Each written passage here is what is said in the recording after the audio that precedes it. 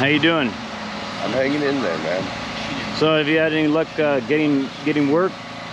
Actually, on the employment front, I've finally hit the ultimate roadblock. What's that? I've got a genetic form of neuropathy that causes me to have grand mal seizures that I don't get a warning for. And I'd actually found a job finally. Back in Arizona, one of the things I'd done was caregiving. I'd worked in group homes with developmentally disabled adults. And I'd actually found me a job not just as a caregiver, but as a house manager. And they sent me out for the physical. And the only possible thing that could have gone wrong with the physical was the seizures. And I did disclose that, being the honest person I am, in the medical history, and that was the one place the doctor just bristled.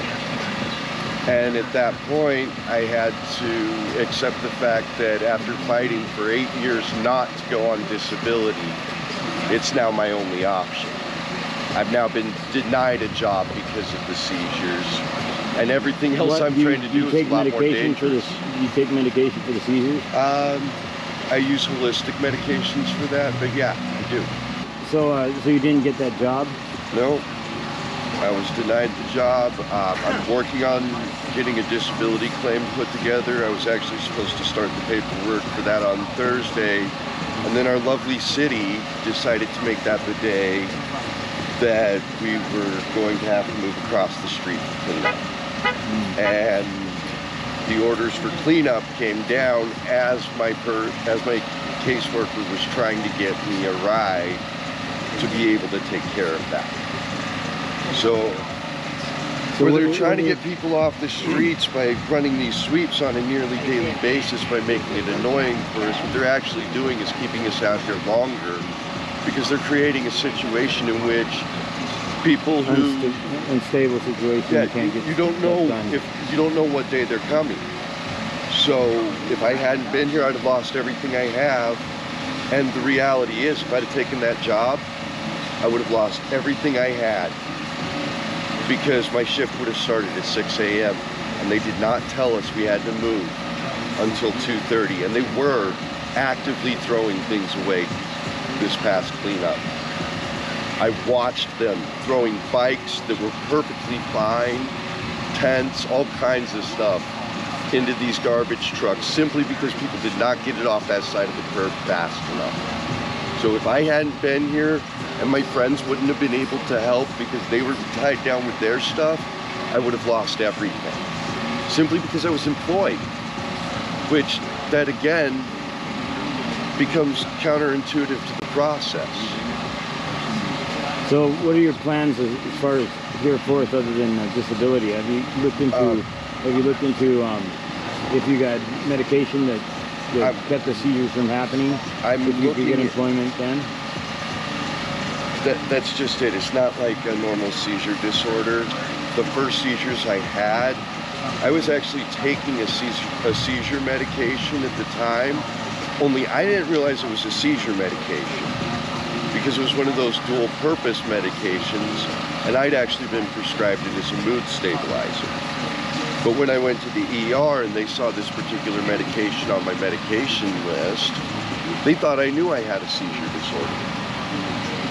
And that was actually the first one I've had. And to be honest, it's one of those things, as much as I would like to work, I'm having to accept that it is too dangerous for me to work, because I don't have the early warning on stuff. And I'm trained as a chef, I'm a trained HVAC technician, and I'm an excellent caregiver. The least risky of those career paths is the caregiving, and they won't take me because of the seizures. And I'm starting to realize it's a bad idea for me to be working in a kitchen or fixing up stuff in apartments or anything that's going to have me on a ladder, because I don't know when. I've had times, even my friend in this tent here, I had one in here and nobody realized it was about to happen, and if they hadn't moved quickly, I would have gotten seriously injured. And fortunately, somebody was able to catch me and help me to the ground. But that's how little warning I get. I just drop out. And I've had times I don't even know I had them until somebody finally lets me know. So what are you doing from here? From here, it's doing the best I can until I can get approved for disability. I've had a good run of luck lately. I was able to reconnect with my younger brother recently. How'd that happen? His wife actually reached out to me. She found an old friend request from me when I changed my Facebook accounts, and finally replied to it after not being on Facebook for about a year. And her and I got talking, and she found out the situation. And my brother does contracting work and has a contract up in Long Beach right now, but lives in the city of Maricopa in Arizona. And twice a week he's commuting back and forth. His business partner actually lives in Santee. I found that out recently. But he's coming through San Diego right now about once, twice a week. He's taking me out to lunch. He's helped me out. He got me a few things I needed: new tent, some butane for my butane stove, some cookware. He's thrown me a little bit of cash. Today he gave me an entire solar setup when he came through and took me out to lunch. He also paid to get the notary done for the last bits of my custody case so that I can finally get something I've been trying to get before a judge for 9 months. Trying since August of 2022 to get my ex-wife served. And so you don't communicate with the rest of your family, or?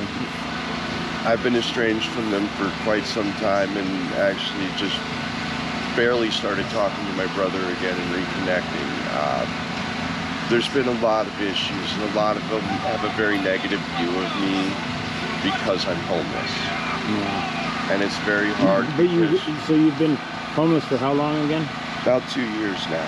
2 years. I went homeless July of 2021, and during that time I actually obtained a car, a job, but could not get housing because in Arizona there's no programs to help with housing if you're a single white male.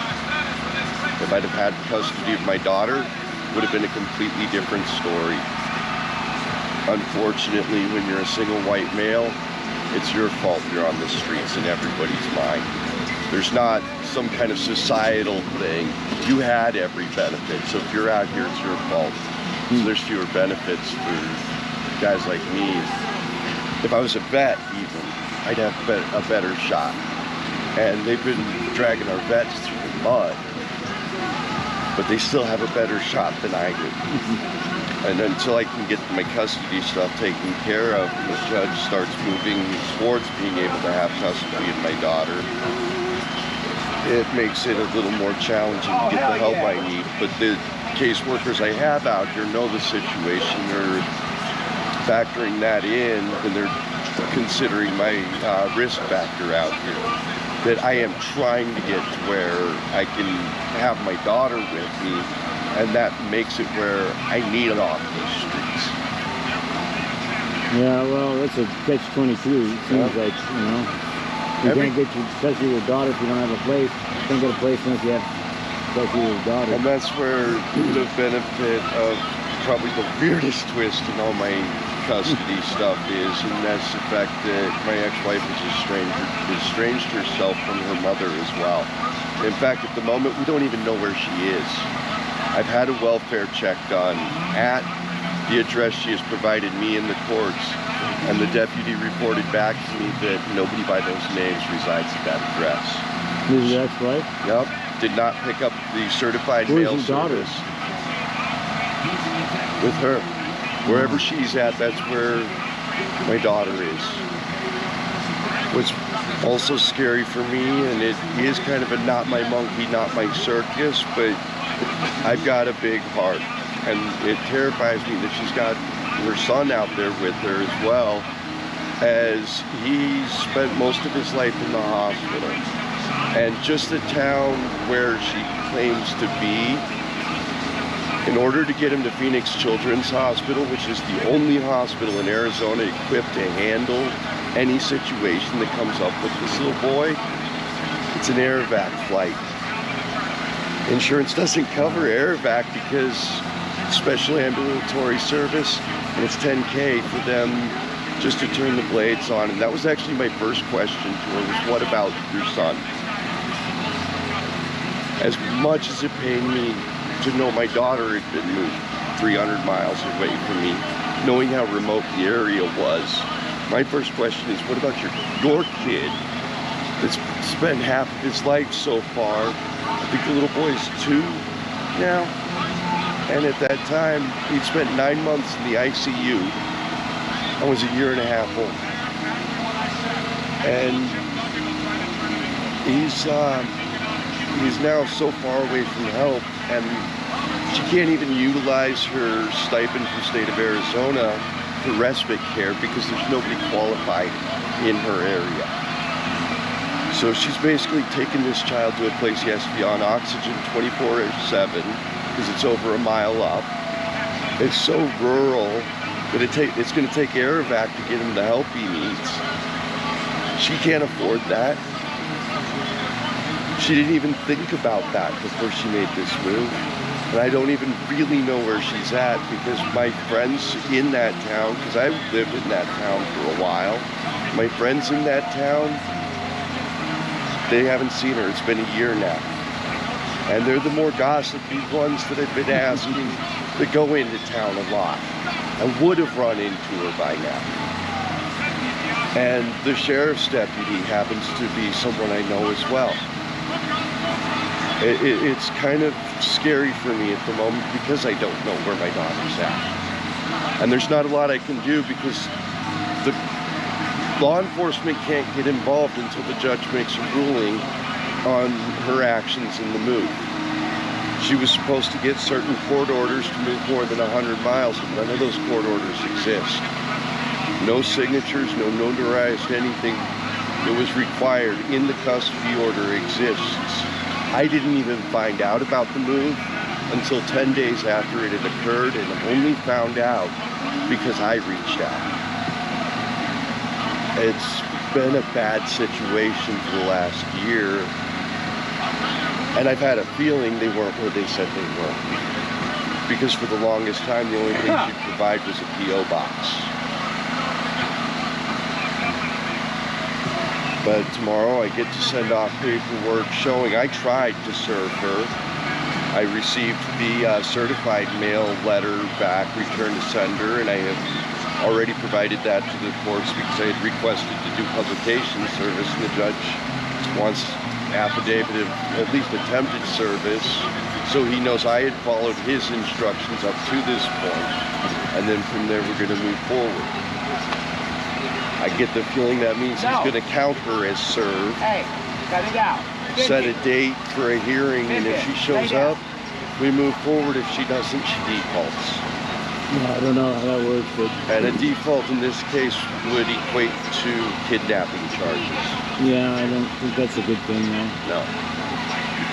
Like I said, this whole situation's bad, and the ace I got in the hole is Grandma. Because I'm still in close contact with my mother-in-law. Mostly because she realizes I'm her only chance of getting to see her granddaughter again. And she loves that little girl with all her heart. It's pretty much her only grandchild. And she was always a good grandma. And I want her to be in my daughter's life as much as I want to be in my daughter's life. But